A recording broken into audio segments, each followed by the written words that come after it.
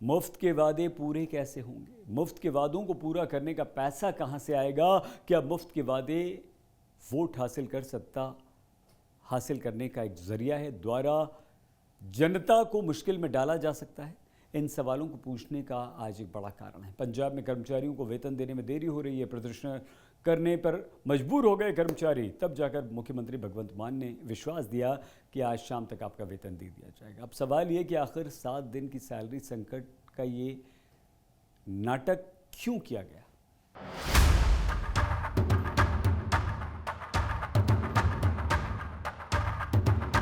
हमने कहा कि हम 300 यूनिट बिजली मुफ्त करेंगे।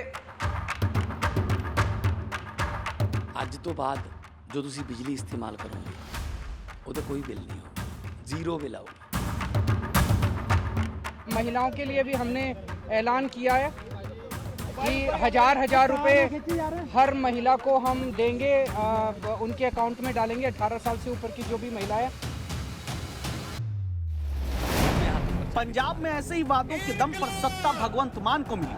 इनकलाब बोले सोनिहाल। सरकार ने फिर पंजाब में फ्री बिजली का वादा भी थोड़ा देर से ही सही लेकिन पूरा किया।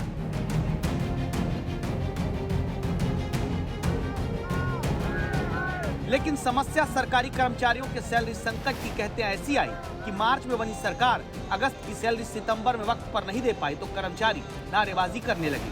प्रदर्शन अलग अलग जगह पंजाब में होने लगे। वजह यह है कि पंजाब में जहां हर महीने की पहली तारीख को सरकारी कर्मचारियों का वेतन आ जाता था, वहां अगस्त का वेतन पंजाब में सितंबर की 7 तारीख की दोपहर तक नहीं पहुंचा। दावा हुआ कि ऐसा पहली बार हुआ।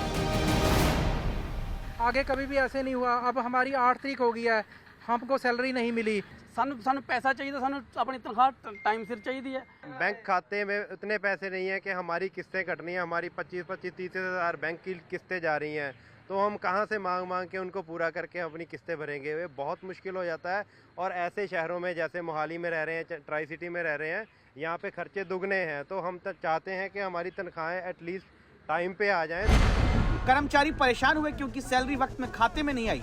आगे EMI चुकानी है, बच्चों की फीस भरनी है, घर की जिम्मेदारियां हैं। सियासत इस बात की शुरू हो गई कि ये सरकार का मिसमैनेजमेंट है या मुफ्त के वादों को पूरा करने के चक्कर में पंजाब का खजाना खाली है।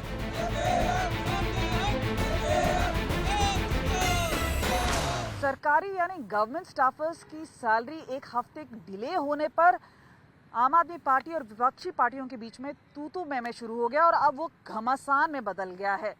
हालांकि आम आदमी पार्टी का कहना है कि बेफजूल के इल्ज़ाम है, लेकिन विपक्षी पार्टियों का कहना है कि ये पूरा मिसमैनेजमेंट है। 9,000 लोगों को हमने पक्का किया है, परमानेंट किया है। उसकी वजह से ये प्रोसेस में डिले हो गया था, इसीलिए ये 3-4 दिन डिले हो गया और सभी की सैलरी जो है वो आज जारी कर दी गई है। और दूसरा, हमने इन समय में 18,000 लोगों की नई भर्ती की है, नई रिक्रूटमेंट की है इस समय के दौरान। और मैं समझता हूँ कि बहुत बड़ा काम पंजाब सरकार ने किया और 3-4 दिन की डिले होगी, इससे कोई ज़्यादा फर्क नहीं पड़ता।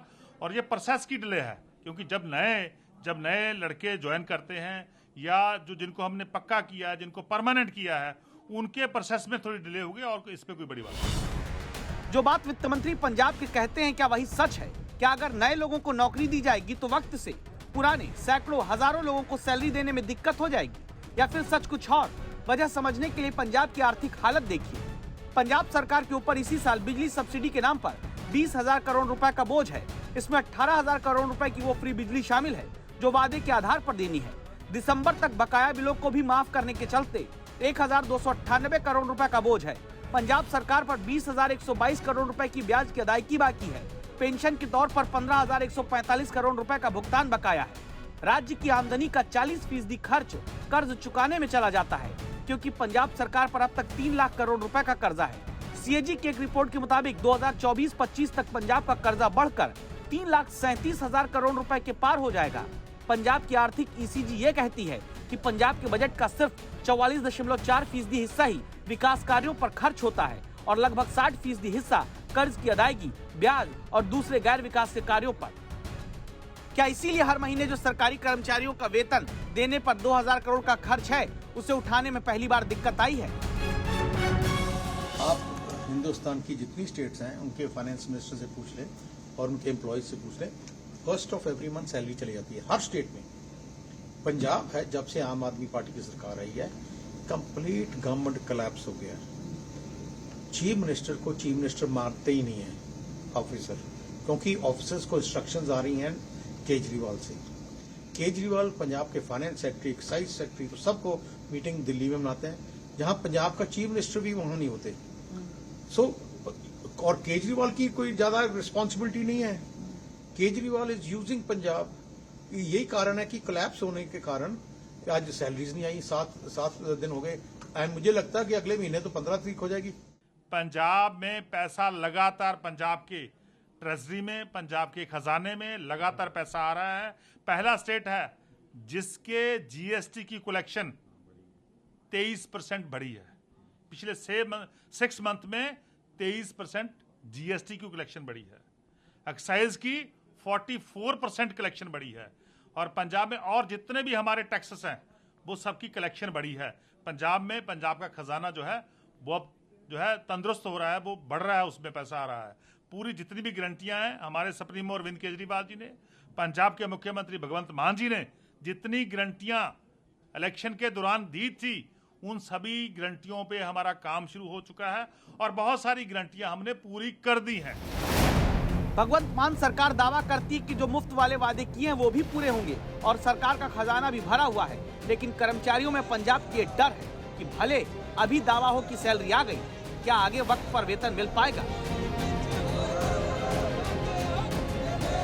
चंडीगढ़ से कमलजीत संधू के साथ आज तक ब्यूरो।